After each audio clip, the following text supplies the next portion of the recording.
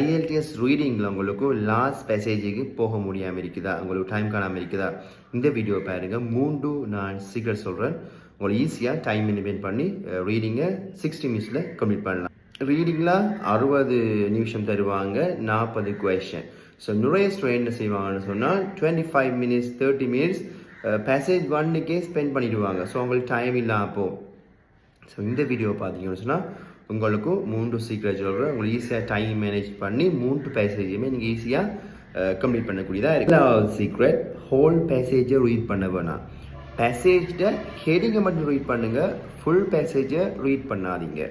So simple, கீவேர்டை கொஷனை வாசிங்க, கீவேர்டை mark பண்ணுங்கள், பேசேஜில் போய் தேடுங்க கீவேர்டை, ஸோ ஆன்சரை கண்டுபிடிங்க. ஸோ இதுக்கு உங்களுக்கு நிறைய வொக்காபுலரி தெரிஞ்சுக்க வேணும். கொஷனில் ஒரு வேர்ட் இருக்கும், பேசேஜில் ஒரு வேர்ட் இருக்கும். ஸோ உங்களுக்கு வேர்ட் கண்டுபிடிக்க தெரியாட்டி உங்களுக்கு கஷ்டப்படுவீங்க. ஸோ இது ஃபர்ஸ்ட். 2வது சீக்ரெட், நீங்கள் ஒரு பேசேஜ் ஆன்சர் பண்ணுறதுக்கு 18 மினிட்ஸ் அல்லது 19 மினிட்ஸ் எடுத்துக்கொள்ளுங்க. 20 நிமிஷம் அல்லது 18 நிமிஷம் கூட எடுக்க வேணாம். நீங்கள் விட்ட ப்ராக்டிஸ் பண்ணும்போது டைமர் வச்சு ப்ராக்டிஸ் பண்ணுங்க. உதாரணமாக ஏதோ எல்லாம் செட் பண்ணி அதில் டைமர் வச்சோ, ஓகே 80 மினிட்ஸில் பேசேஜ் 1 முடிக்கணும், 80 மினிட்ஸ் 90 மினிட்ஸ் தான் மேக்ஸிமம்.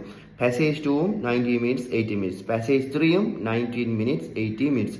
ஒரு பேசேஜ் 1ல் 13 கொஷன், பேசேஜ் 2ல் 13, பேசேஜ் 3ல் 14 கொஷன். நீங்கள் நார்மலாக 60 நிமிஷம்னு சொன்னால் நீங்கள் 20 நிமிஷமாக 3 டிவைட் பண்ணலாம். அப்போ ஒரு பேசேஜுக்கு நீங்கள் 20 நிமிஷம் எடுக்கலாம்.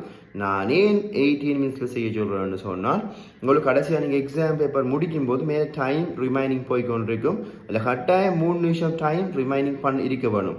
ஏன்னு சொன்னால் அப்போ தான் நீங்கள் போட்ட விட சரியானு சொல்லி ஒரு தடவை செக் பண்ணிக்கொள்ள முடியும். ஸோ எதுவும் விட போடாட்டியும் நீங்கள் ரேண்டமாக இது விடையே போட முடியும். ஸோ அந்த டைம் 2 மினிட்ஸ் 3 மினிட்ஸ் மேலே ரிமைனிங் இருக்கிறது முக்கியம். நீங்கள் விட்டீங்கன்னு சொன்னால் இந்த 0 வந்து எல்லாம் 0 ஆச்சுன்னு சொன்னால் அவங்களோட பேப்பர் ஓட்டாவே அப்லோட் ஆகிடும். சரியா? ஸோ அதுக்கப்புறம் நீங்கள் ஒன்றுமே செய்யலாது. ஸோ அதுதான் சொல்கிறோம், 2 அல்லது 3 நிமிஷம் உங்களுக்கு மேலே டைம் ரிமைனிங் இருக்கணும் கட்டாயம். ஸோ இதை ஃபாலோ பண்ணுங்க. அடுத்தது 3வது சீக்ரெட் என்னென்னு சொன்னால், நீங்கள் ஒரு கொஷனுக்கு எக்ஸ்ட்ரா டைம் ஸ்பெண்ட் பண்ணக்கூடாது. உதாரணமாக நார்மலாக ஒரு கொஷன், சில கொஷன் 1 மினிட்டில் செய்யலாம், சில கொஷன் 1.5 மினிட்டில் செய்யலாம். ஸோ அதுக்கு கொஞ்சம் டைம் இருக்குது. அதான் இப்போ உங்களை டிபெண்ட் ஆன் யூ. இப்போ உங்களை பொறுத்து தான் இப்போ கொஷன் செய்கிறது டைமிங்னு சொல்கிறது. சில கொஷன் 1 நிமிஷம் செய்யலாம், சில கொஷன் 1.5 மினிட்டில் செய்யலாம். அது டிபெண்ட் ஆன் யூ, உங்களை பொறுத்து இருக்குது. ஆனால் நீங்கள் ஒரு கொஷனுக்கு 2 மினிட்ஸுக்கு மேலே ஸ்பெண்ட் பண்ணிங்கன்னு சொன்னால் கட்டாயம் உங்களுக்கு டைம் போயிடும். இப்போ நீங்கள் ஒரு கொஷன் 2 மினிட்ஸுக்கு மேலே எடுக்கப்படுறீங்கன்னு சொன்னால் நீங்கள் ஒரு கொஷனுக்கு எக்ஸ்ட்ரா டைம் எடுக்காதீங்க. மேக்ஸிமம் 1 நிமிஷம் 30 செகண்ட். ஒரு கொஷன் செய்கிற மேக்ஸிமம் மினிட்டே 1 நிமிஷம் 30 செகண்ட். அப்படின்னு சொன்னால் 13 கொஷனுக்கு 19.5 மினிட்ஸ் வரும். ஸோ இது நார்மலாக செய்கிறது மேக்ஸிமம். சில ஆக்கள் 1 நிமிஷம் செய்வாங்க, சில ஆக்கள் 1.5 நிமிஷம் செய்வாங்க.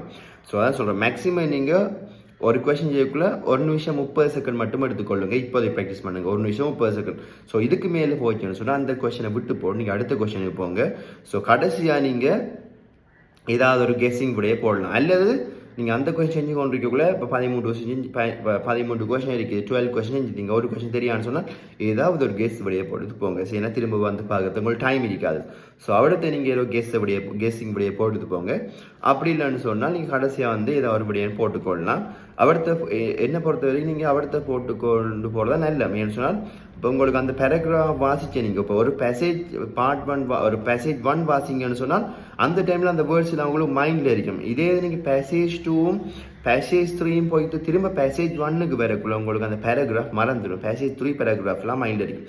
ஸோ இப்போ நல்லா ஞாபகம் வச்சுக்கொள்ளுங்க. உங்களுக்கு ஒரு கொஷனுக்கு விட தெரியாட்டி பேசேஜ் 1ல் செஞ்சு கொண்டுருவீங்க, ஒரு கொஷனுக்கு விட செய்யாட்டி அவடத்தையும் அந்த விடையை கெஸ் பண்ணி ஏதோ விடையே போட்டுட்டு போங்க.